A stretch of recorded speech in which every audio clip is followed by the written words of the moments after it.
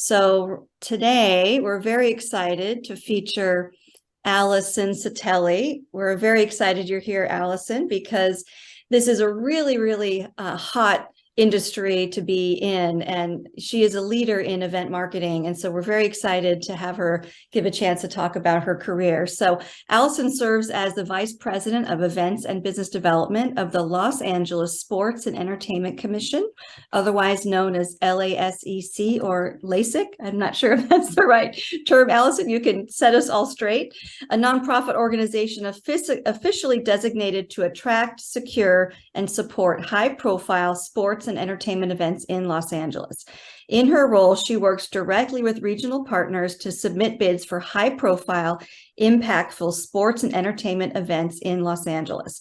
Once the event is secured, she serves as a liaison to the event, ensuring stakeholders enjoy a positive experience and have the full support of the city during their time in Los Angeles. She also oversees all LASEC hosted events, marketing and corporate sponsorship, activation, strategic communications, and community programs, including the annual professional development program, which we will talk about because that is open to students, and Business Connect. That's their official supplier diversity program. And let me go to the next slide and you'll learn more about Allison and talk about the next speaker. Just so everyone's aware, we do this every month. The next speaker is Jennifer Cruz, who's also on the call, so she can wave when we get into off screen sharing. She is the VP of Corporate Communications at PennyMac Financial Services. She's going to talk about building a career in corporate communications. So very excited to have Jennifer join us in February, so please save the date. And then just to make sure you guys are aware, please follow us on Instagram at UCSB Comm Alumni. We share all of the events and activities we have coming up. There is a really great LinkedIn group that's a private listed group for Comm students and alumni only. So that's the UCSB Department of Communication.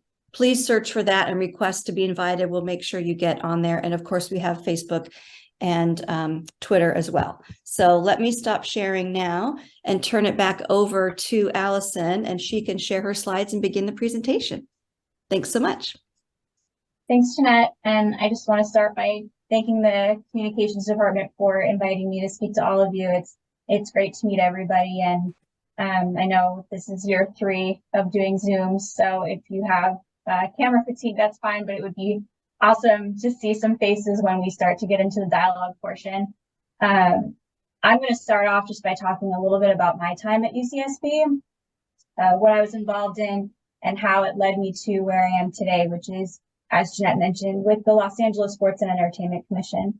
So let me share some slides. Hold on one second.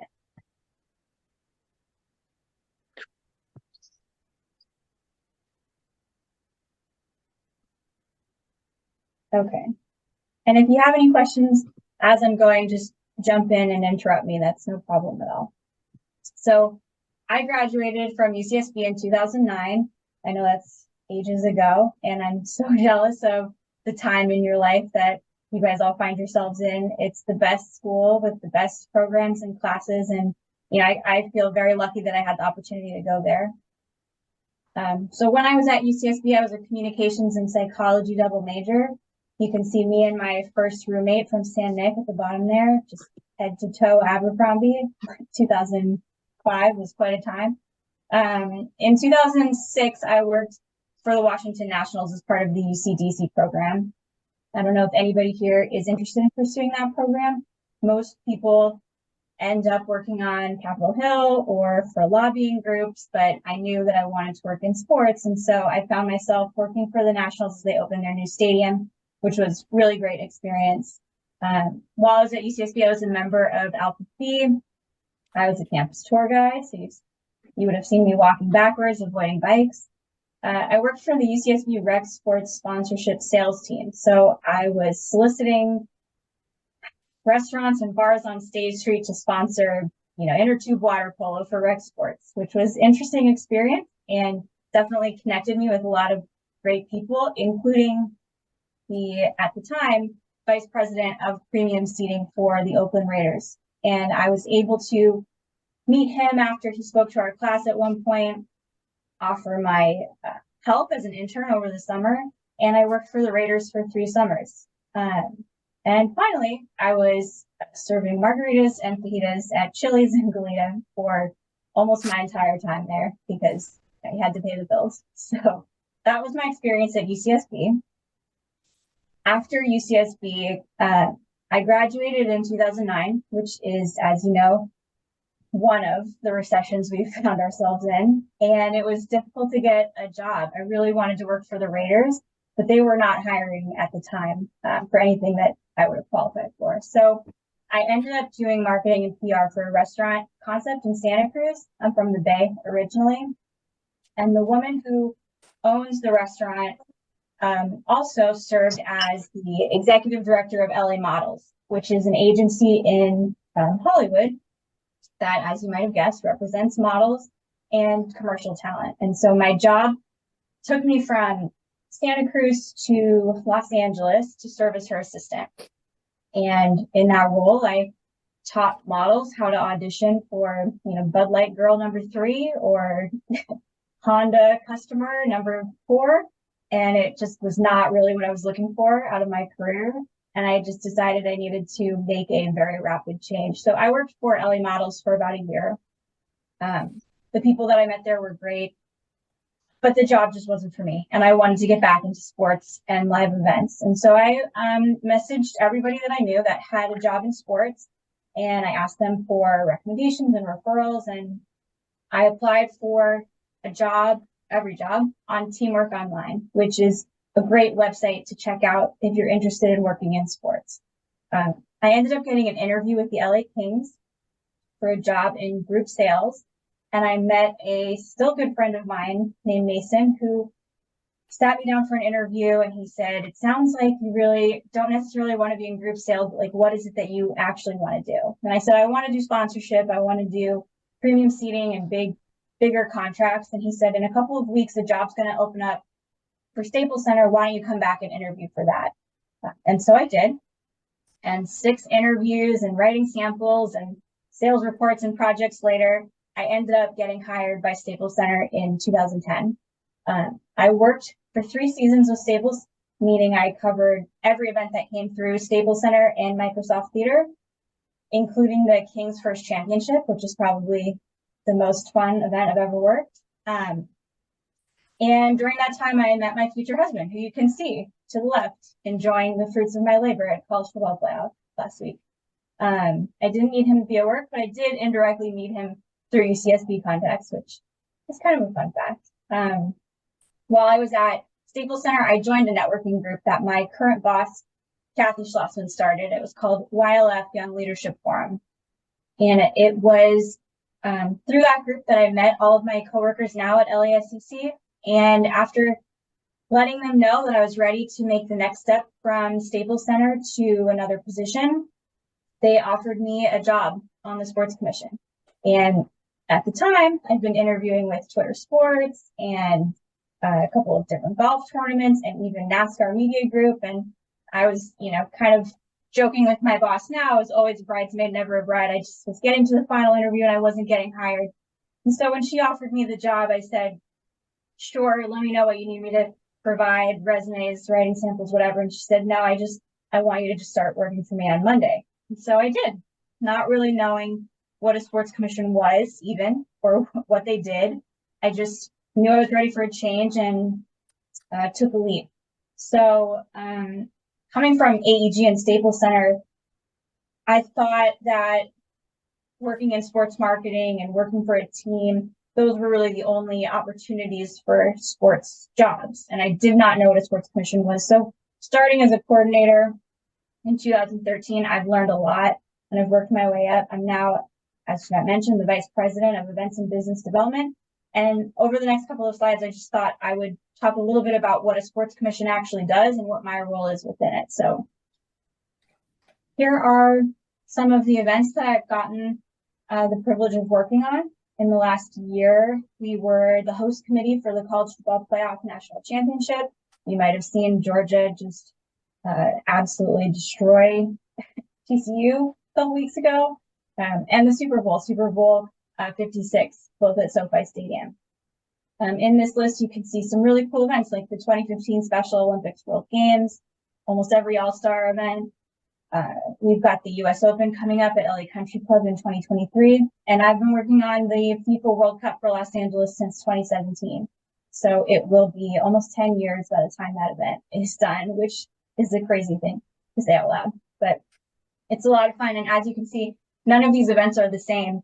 They're all completely different. They're different people, they're different venues, different teams that you work with, which is part of why I think time really flies in this job. I never thought I would be working for the same company for as long as I have been, and I really don't see any end in sight because I would, have such FOMO, I guess, so to speak, to see FIFA World Cup happen without me on the team. But yeah, this is just a really fun list. It was a fun list to put together and look back on, and each of these events were really special in their own way. So what's a sports commission? Every major city has a sports commission. It's basically a group of people, usually a nonprofit, who are trying to attract major events to their region that are going to positively impact the economy and the community. So when you think about a Super Bowl as an example, Super Bowl 56 was estimated to bring $477 million in economic impact to the LA region. That's a lot of money, and that's in the form of tourism dollars from people staying in our hotels, eating in our restaurants, taking public transportation, buying tickets, buying outfits, buying souvenirs, etc. So economic impact is a huge driver for what I focus on. But community impact is another really important piece of the puzzle. Business Connect, like was mentioned before, is a supplier diversity program, which means that local businesses that are minority owned, woman owned, LGBTQIA plus owned, or veteran owned are invited to bid on contracts for business associated with big events. So imagine you have a bakery in Los Angeles and you're a small business and you get invited to work the tailgate for Super Bowl 56, the first Super Bowl back in LA. Like that's a big deal. It's a great human impact story, but it's also huge for those businesses because the media wants to talk about it. So not only do you have this business coming through from the NFL, but you have the media saying, this is so great, local bakery, they're doing all of these cookies for the tailgate or whatever the case may be. So Business Connect suppliers are a big part of what we do in terms of boosting the local economy through those human stories. And then legacy projects. Every major event has a legacy project. For Super Bowl, we had 56 hyper-local nonprofit organizations that received grant money and marketing dollars. We created videos about all of them, highlighting all of the great work that they're doing in Los Angeles. And we had promotion from the NFL Foundation, from the NFL, from the local teams, and from our host committee. So those marketing opportunities and the impact that we're able to make just by connecting them to the world stage through this spotlight of the Super Bowl was really immeasurable. So those are the kinds of things that we work on in addition to all of the operations and logistics, which I'll talk about in just a second. So how do we get a Super Bowl to say they want to come to LA? It's not just about building this amazing stadium that you see behind me. SoFi Stadium is beautiful, and it is very attractive to a lot of event companies, but it's more than just having this building. When we put a bid together for an event, we respond to what's known as an RFP. And that's really where my job starts, is taking a look at the RFP, a request for a proposal, and responding to it. I can kind of describe it as a massive book report. And these are all of the categories, or most of the categories within the book report. So I have to respond to the NFL and get them information on what hotels we might use, how much it would cost to use those hotels, what groups we would put at which hotels, how we might decorate the lobbies of those hotels, any public spaces that they need to use. If they need to take all of the meeting room space, we'll have to reserve that for them.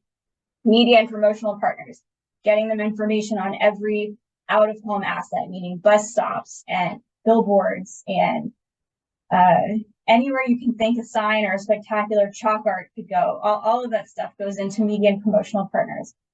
Helping them with sponsors, finding venues and vendors for them. That's where Business Connect comes in. That's where outside venues, outside of the actual stadium or arena that we're using, comes into play. So you have to think about where the teams might practice, how far away those practice sites are from the team hotels and from the airport and from the stadium itself. Community groups, volunteers or workforce, attendees, and then civic leaders. Getting the participation and support of our local elected officials is really important, and just making sure that every branch of government knows what's going on and is prepared in terms of speaking with their constituents and making sure that their constituents are up to speed and aware of everything taking place. So you can kind of think of LASEC and us as a team as the center of like this spoke of wheels. So the stadium handles everything happening within the stadium walls, meaning getting the field set up and concessionaires, etc. And we handle everything outside of the stadium, which can end up being a lot. So as an example, the Super Bowl RFP was about 100 pages. The FIFA World Cup RFP is like 1,000 pages, and it's contracts and agreements and hosting requirements, and it's still information coming in even 5 years later. But it's all really interesting, and you can see how many different layers there are to a major event like this that need to be covered.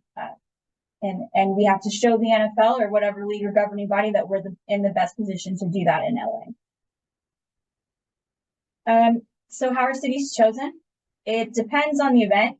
The NCAA will have you go and present your bid, and you'll put a big bid package together, and you'll give a presentation to the event organizers, and they'll make a decision and let you know after that. Some event organizers will do what's known as a single source bid, where they don't have cities competing against each other. They just ask one city to take a look at the specs for a particular year and acknowledge that they can meet those requirements, and then they'll award the event to that city. But in the case of like FIFA, there were several rounds of bids and documents and contracts and information submitted that is still ongoing and will be ongoing. So it really just depends on the event. But that's my job as business development, is to figure out what's coming up, when is it due, what format do they need it in, and how can we best present Los Angeles to shine. We also have to put together a budget for major events, which I put together a list here of some of the things that host committees are asked to pay for. In many cases, these are tens of millions of dollars of charges, and the host committee has to figure out how we're going to cover these costs. So whether it's through sponsorships that we're creating to cover the cost of host committee events with some extra to cover these operational costs, or donors, or sometimes government grants. It's really, in Los Angeles, it's a little bit of being scrappy because we don't have any state funding right now for major events, something that we obviously are striving to get and we're working towards every day. But at this point, Texas has a major event fund. Florida has some different major event funding opportunities. Louisiana, Georgia, other states, they all have these major event funds to cover these line items. And in California, we just don't have that yet. So we're working on it, but these are some of the operational costs that go along for a host committee that the NFL, as an example, wouldn't cover. The host committee would have to cover this stuff. I'm just sharing this because these are some metrics that really stood out to us after we finished hosting the Super Bowl. And these are the things that we look for after an event is through, just to show the impact that it had on our region. You can see over 69,000 hotel room nights. When you check out of a hotel, you pay for like a city tax, and that city tax goes towards a general fund in most cases, but that's part of that economic impact number. We also talk about public transportation and sustainability, economic impact, and then you can talk too about media and the value of the media of something like Super Bowl. So 208 million viewers watched Super Bowl. We were really lucky. Unlike college football playoff, the Super Bowl weather was beautiful. It was like 85 in LA in February. So people from around the country who were in freezing cold parts of the country were watching the Santa Monica Pier and the beach go around and around in February. And it was just a great commercial for our region. So that media value is really, really important. Social media impressions we track, partnerships, donors, and the number of contracts and interactions that are provided to our local businesses. Those are all really important metrics that we share with those that we're trying to generate support from. And then the last thing I wanted to mention was our Professional Development Program Summit. This is a program that I care really deeply about. I started working on it in 2013, right when I got to LASEC. It's every summer. It recently morphed from twice a week to one full week over the summer.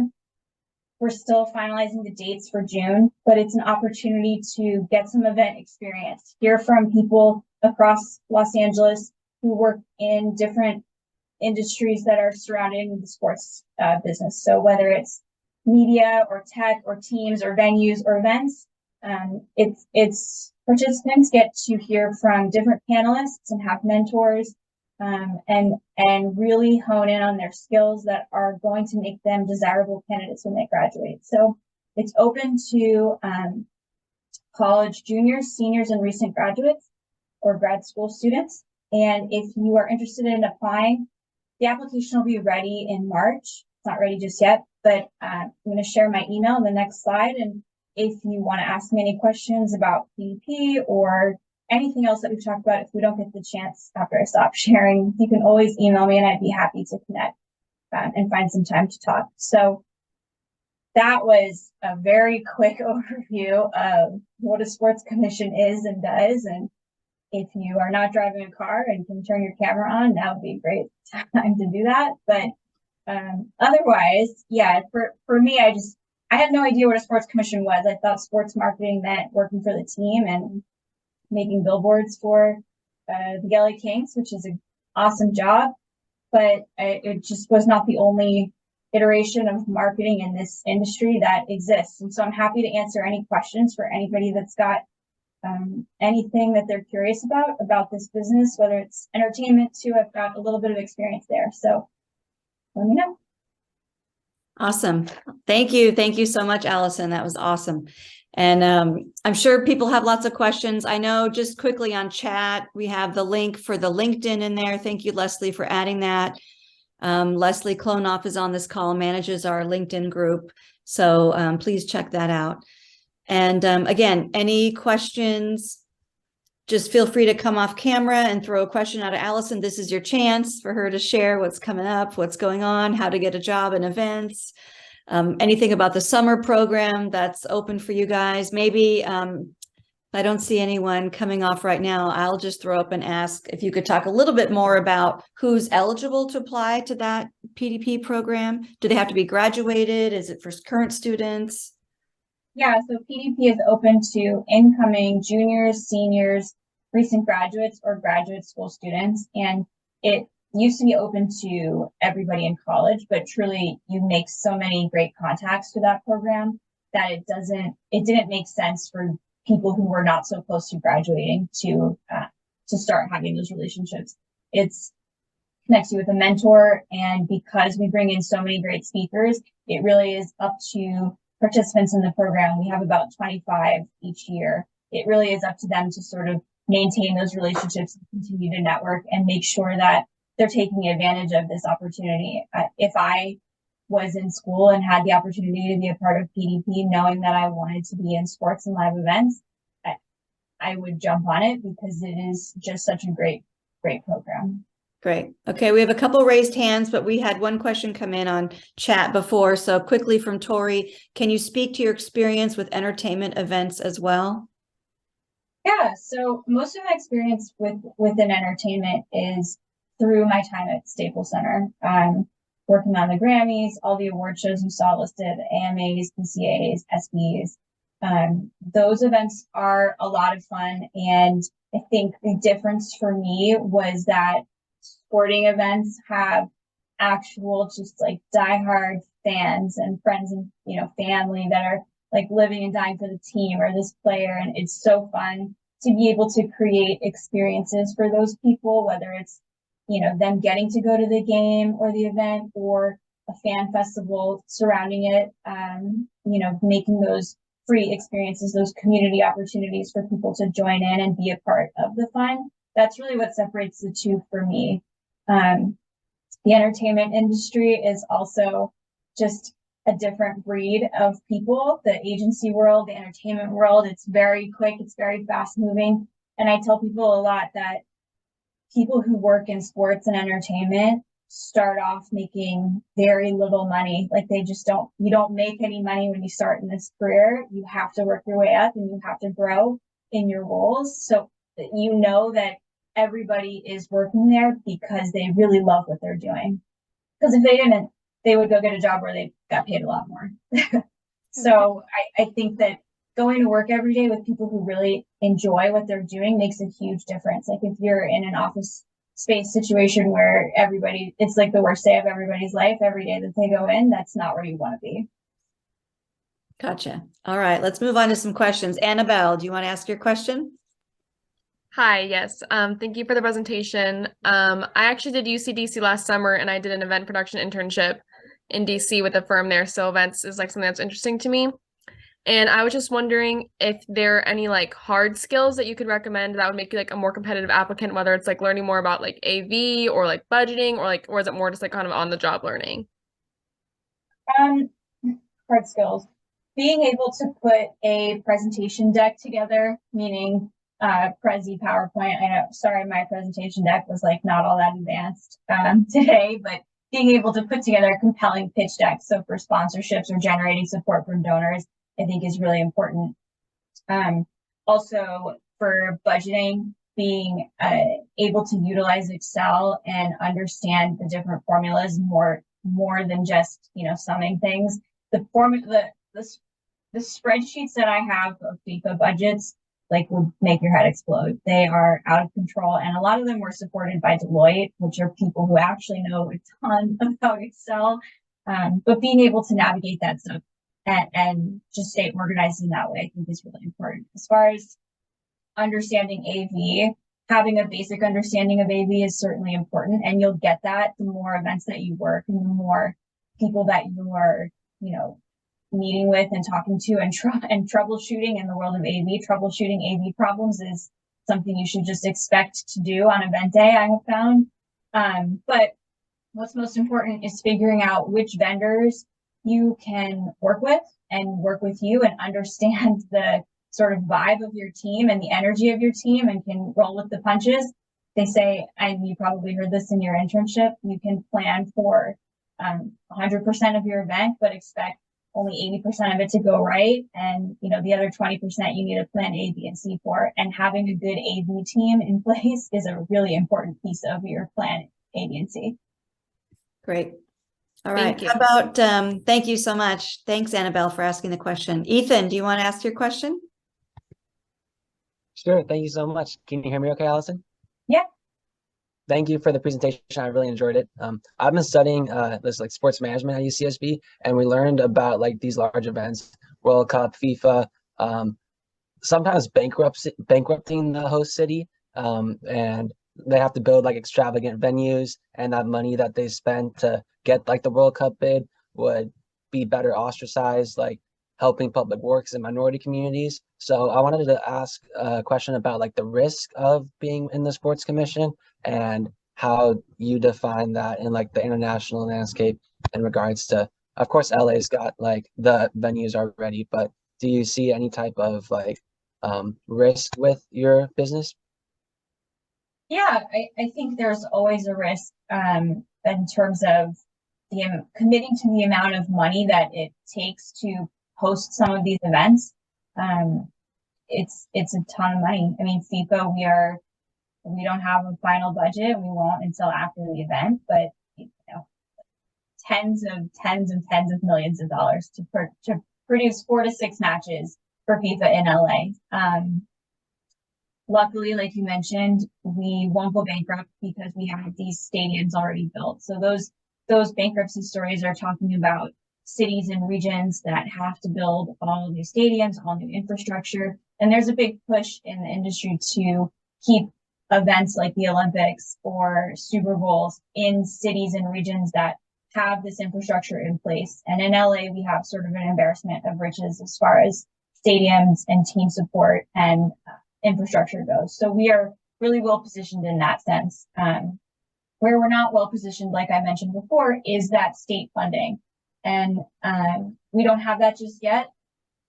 We're working on it, and we hope to have it in the next couple of years. We really hope to have it before FIFA, but we have to fundraise every dollar that we spend. And so that means finding donors or sponsors or government grants that address what you talked about, Ethan, which is bringing diverse communities into the fold, or protecting children's rights, or enhancing opportunities for those who come from underreached neighborhoods to get involved in these events and in sport in general. One of the groups that we partner really closely with is LA84 Foundation.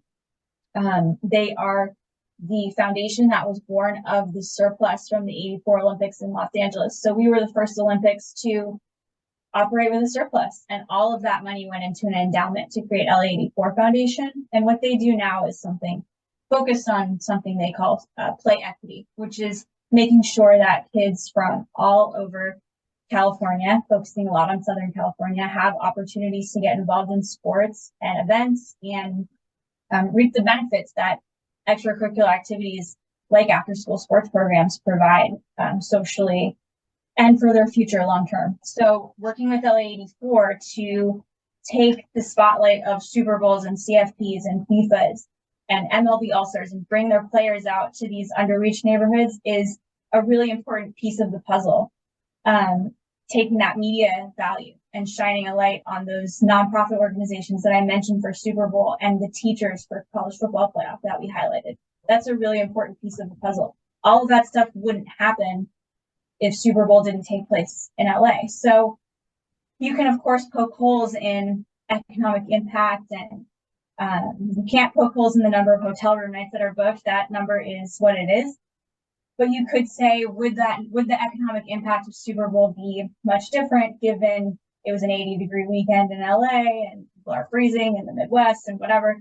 You can poke holes in that, but you really can't poke holes in the impact that it makes on local business, the opportunities it provides for underreached neighborhoods, and the community opportunities for people to get involved and to just engage the disengaged in Los Angeles and in whatever community the event finds itself in.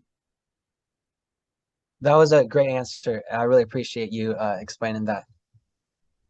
Thanks. Yeah, thanks for asking it. Thank you very much. Liv, do you want to ask your question now? Sure. Thank you so much for the presentation, Allison. I am studying environmental studies and communications as a double major, and I'm interested in working in a sustainability related field. And I was just curious that whether or not when you guys are creating these bids, whether there's any special rules or consideration for ensuring that sustainable practices happen. Yeah, 100%. When we talk about human rights for FIFA World Cup, as an example, there's a massive focus on human rights initiatives, and sustainability is a big piece of that. So SoFi Stadium, Staples, or Crypto.com Arena, now I always call it Staples, but all of our venues and arenas have somebody focused specifically on sustainability, whether it's, recycling programs for waste or water, or lighting systems, or just anything that really you can imagine as a sustainability person. The teams at SoFi and Crypto and Bank of Cal and Dignity Health, they always have somebody on the team who's focused specifically on sustainability. And we will have to address certain sustainability questions and meet certain standards in order to qualify for events. So FIFA World Cup has different certifications that the stadiums need to meet or exceed in terms of being a viable option or even a qualified candidate. And those are all things that we have to submit in the bids. And like I said, the human rights piece includes a big portion on sustainability. For Super Bowl, we also did a lot on, they have what's called NFL Green, which is their initiative to provide green space in, the concrete jungle that is whatever city they're in. So they do community gardens, they do greening projects, they do beach cleanups. And what we as the host committee are tasked with is finding people to support those initiatives, whether it's sponsors or volunteers or both.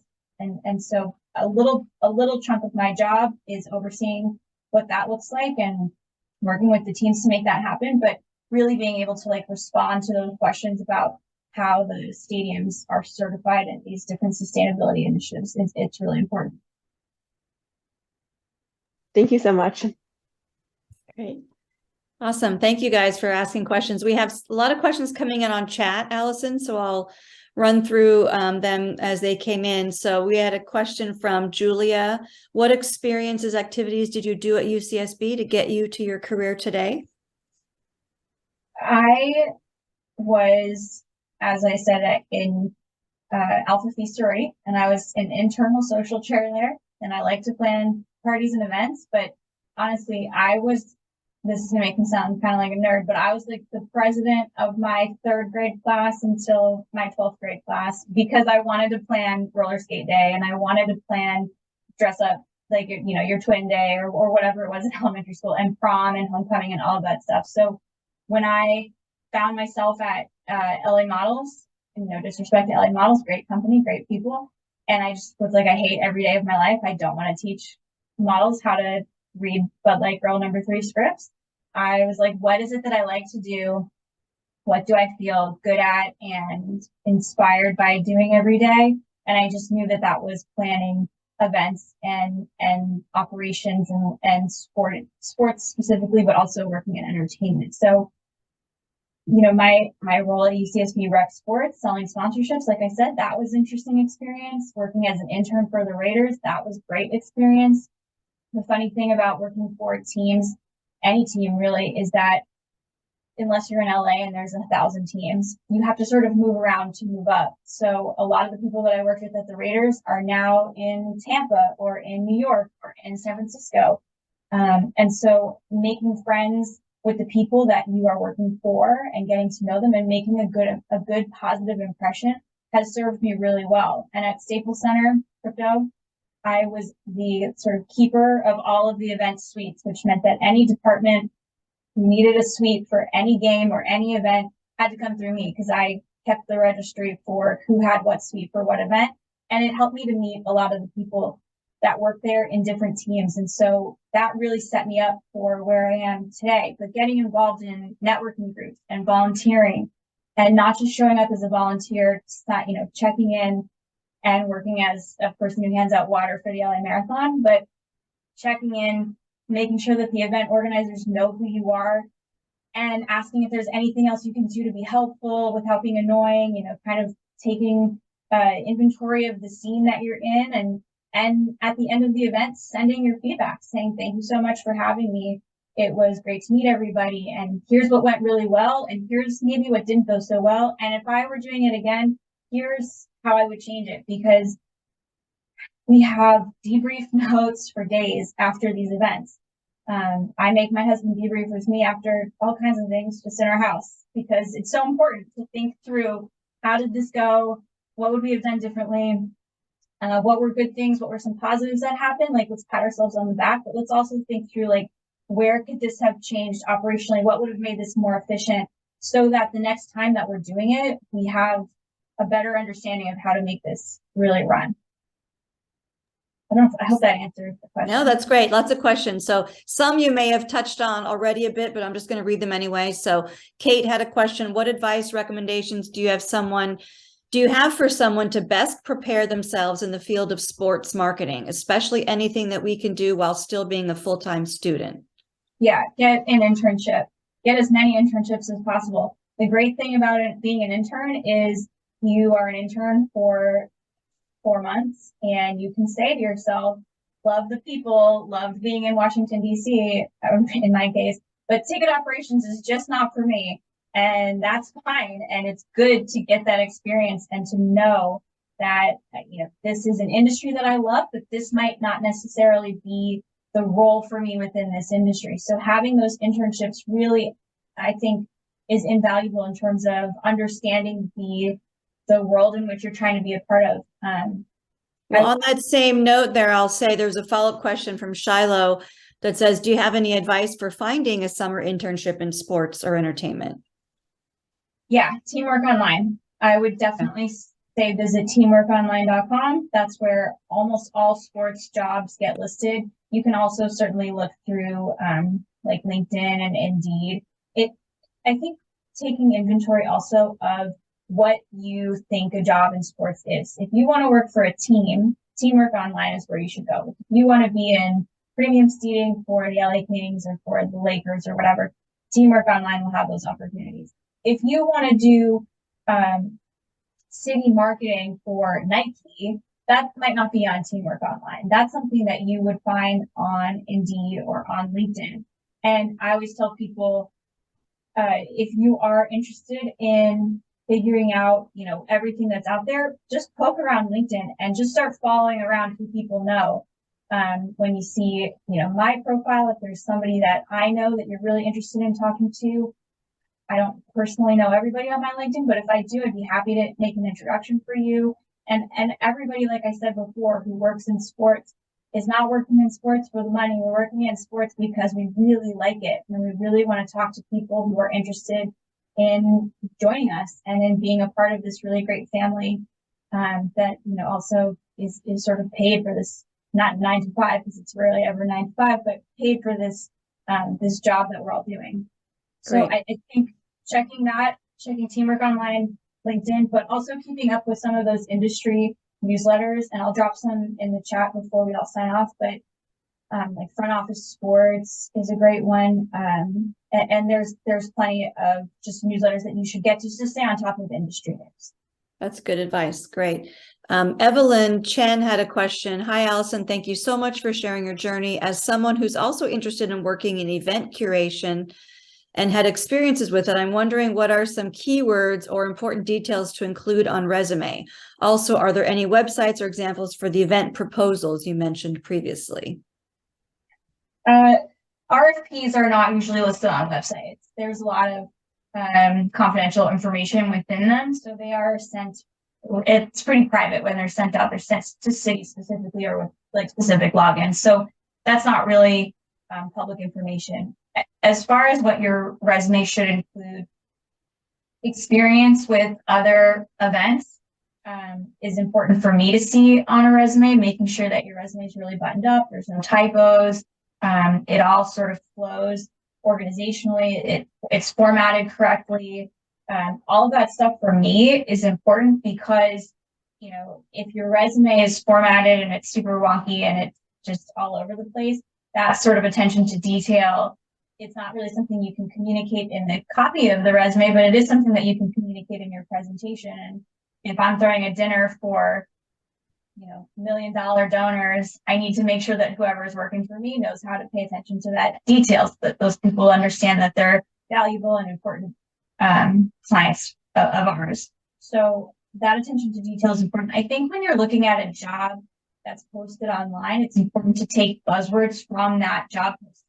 So looking at the job, and if it's saying they want to make sure you have, experience analyzing data, we'll put that in your resume. Like, where do you have that experience analyzing data? Or, for me, graduating from UCSB, I thought like my job at Chili's was not worthwhile and it was not important, but really being able to juggle 10 tables at a time, that's great time management skills. Or being able to talk to difficult customers, like that's great client services. Managing my time, my workload, working 7 shifts a week, but also having a full course load for a double major. Like those are all really important things that you should put on your resume and you should be able to talk about in an interview, but keeping in mind that in an interview, you really should not just regurgitate your resume. You should put your bullets on your resume and you should tell stories behind those bullets, like what it actually meant to you to be working at Chili's, or what it actually means to be selling a sponsorship for inner tube water polo to Q's Billiards in downtown Santa Barbara. Like what experience did that actually give you, and how will it translate to the job posting that you're applying for? That makes sense. Yep, that's great. Another question here from Robin. Do you have tips for networking? Yeah. Working as a volunteer for events is a great way to network, and it's a great way to get your face in front of people who are actually throwing the events. There's another group I don't know if there's a Santa Barbara chapter, but there is a chapter in Los Angeles called WISE, Women in Sports and Events. It's not just for women, although the name of the group may suggest otherwise. It's for anybody who's interested in working in this business, and it's a great way to meet other people and to get some experience and talk to some people who could serve as mentors for you. The other thing, like I said before, is just poking around LinkedIn and saying, this person works for Nike in local marketing, and they're doing really cool things on, 5Ks that benefit this foundation. And you just reach out to them, shoot them a note on LinkedIn. Don't just friend somebody on LinkedIn, like accompany it with a note. Say, hey, I saw your career trajectory and it's something I really, admire. I'd love to learn more about what you do. Do you have 15 minutes? Everybody has 15 minutes to talk to you. And I if somebody says no, then you don't want that person as your mentor anyway. But I have a hard time believing you would get a lot of no's. So just really, I know it sounds, scary or kind of aggressive, but it's not. I get so many LinkedIn messages a day, a week from people who want to talk about how they might get a job for FIFA or how they might get a job for the next big event. And I'm always happy to talk to people. So I think really just putting yourself out there is a big first step, and then making sure that you follow up after that. Don't just have the conversation and then drop off the planet, because I get 1,000 emails a day. So if you're not checking in with things that are different than just, hey, do you have a job yet? Checking in with, hey, I saw this in the news about what the Super Bowl host committee is doing. This is really cool. Congratulations. Or I saw that another city's doing this. I wonder if it might be beneficial to LA. Just making sure that I know, or whoever you're talking to knows, that you're on top of the business, on top of the industry, and you are paying attention and you want to be engaged. I think that's really an important way to set yourself apart. Wow, great advice. Thank you. A question on chat here from Heidi. I want to take more on the creative side in event planning, for example, picking the entertainment and decorating and designing the event place. Which route would you recommend me taking, or jobs or internships to look at? I would recommend working with the league or the governing body. So when it comes to the branding for a special event, like for the Super Bowl, that's all done in-house with the NFL. They have a great program actually out of New York where you can rotate within the NFL between all the different departments. It's really competitive, but it gives you a taste of what each of the departments does. I think the NBA has a similar program as well. The branding and look and feel is not really determined by the local organizing committee or the host committee. It's determined by the actual event. Picking the entertainment, that's also determined mostly by the event, depending on what entertainment you're talking about. If you're thinking about the halftime show, it's either Apple Music or it was Pepsi. So that's another, way to just think through the different angles of getting involved in sports. Really, it's not just about working for the team or the venue. You could work for Pepsi and you could be doing the Super Bowl halftime show, or you could work for State Farm and you could be doing the State Farm stage at the tailgate, which is a huge event before CFP. And you've got, whatever country music star was playing there last week or 2 weekends ago, whenever this event happened. So there's a lot of different routes. You need to think through what different angles exist on how to get your foot in the door in sports. It's not just selling tickets for a team. I've really enjoyed hearing your presentation this evening, Allison. Thank you. Is there a particular class that you took at UCSB that you think was especially helpful in helping you with your writing skills? You talked about the book report. So is there something or another class that might have helped with another element of your job and your career that you would like to share with everyone? What can I add here? I think for UCDC, we were required to put together a thesis of sorts at the end of that program. And I did mine on the very compelling antitrust legislation and the business of Major League Baseball. Nobody would want to read that now. It's incredibly boring and really long, but that did prepare me to put together these big packages. Classes that really stand out to me from UCSB were not ones that I apply day to day to my job now, but nonverbal comm and also abnormal psych I thought were really interesting. And at the end of the day, being a strong writer is so, so important. Being able to hone your writing skills and show that you are a professional in your day-to-day emails, in your ability to jump in and write marketing emails, whether it's a newsletter copy or a quick social media post, a LinkedIn post about your experience and what you're doing. That all sort of represents your personal brand, right? And like, what are you putting out to the world? Are you misspelling your there? Are you paying attention to punctuation? Do you have those add-ons on your email to make sure that you're spell checking everything just as an added check? So the skills that you learn through all of the classes that you're taking at UCSB, those are what really prepare you, I think, for the professional world. But sadly, it was so long ago that I was in class at UCSB. I wish I were back.